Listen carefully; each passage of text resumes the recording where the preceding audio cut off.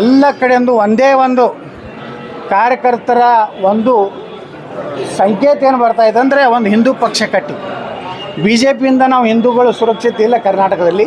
ಯಾಕಂದರೆ ಇವರು ಹೊಂದಾಣಿಕೆ ಇದ್ದಾರೆ, ಸಿದ್ದರಾಮಯ್ಯ ಜೊತೆಗೆ ಹೊಂದಾಣಿಕೆ ಇದೆ, ಡಿ ಕೆ ಶಿವಕುಮಾರ್ ಜೊತೆಗೆ ಇವರು ವ್ಯಾಪಾರ ಇದೆ, ಬಿಸ್ನೆಸ್ ಪಾರ್ಟ್ನರ್ಗಳಿದ್ದಾರೆ, ಜಮೀರ್ ಅಹ್ಮದ್ ಖಾನ್ ಜೊತೆ ಇವರು ಸರಸ ಸಲಾಪ್ ಮಾಡ್ತಾರೆ. ಮತ್ತು ಹಿಂದೂಗಳನ್ನ ರಕ್ಷಣೆ ಮಾಡೋರು ಅವ್ರು.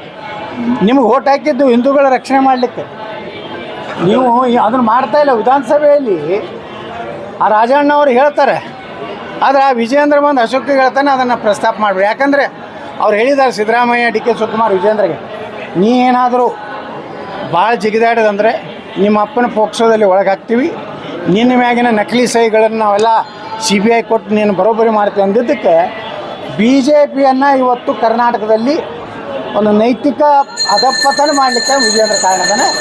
ಇದನ್ನು ಕೇಂದ್ರ ಹೈಕಮಾಂಡ್ ತಿಳ್ಕೋದೇ ಹೋದರೆ ಒಂದು ಏನಾದರೂ ಒಂದು ನಾವು ನಿರ್ಣಯ ಮಾಡಿದ್ವಿ ಅಂದರೆ ನಾವು ಸರ್ವೆ ಮಾಡ್ತೀವಿ, ಎಲ್ಲರೂ ಒಪಿನಿಯನ್ ಸ್ಟಾರ್ಟ್ ಮಾಡ್ತೀವಿ ಇನ್ಮೇಲೆ ರಾಜ್ಯದಲ್ಲಿ. ಇನ್ನೊಂದು ಕೇಂದ್ರ ಇದು ರಾಜ್ಯದಲ್ಲಿ ಇನ್ನೊಂದು ಹಿಂದೂ ಸನಾತನ ಧರ್ಮ ರಕ್ಷಣೆ ಮಾಡುವಂಥದ್ದು, ಅಭಿವೃದ್ಧಿ ಪರವಾದಂಥದ್ದು, ಉತ್ತರ ಕರ್ನಾಟಕದ ಒಂದು ಏನು ಅಭಿವೃದ್ಧಿಗಾಗಿ ಒಂದು ಬೇರೆ ಒಂದು ರಾಜಕೀಯ ಪಕ್ಷ ಬೇಕಾ ಅನ್ನೋಂಥ ಅಭಿಯಾನವನ್ನು ನಾವು ಪ್ರಾರಂಭ ಮಾಡ್ತೀವಿ.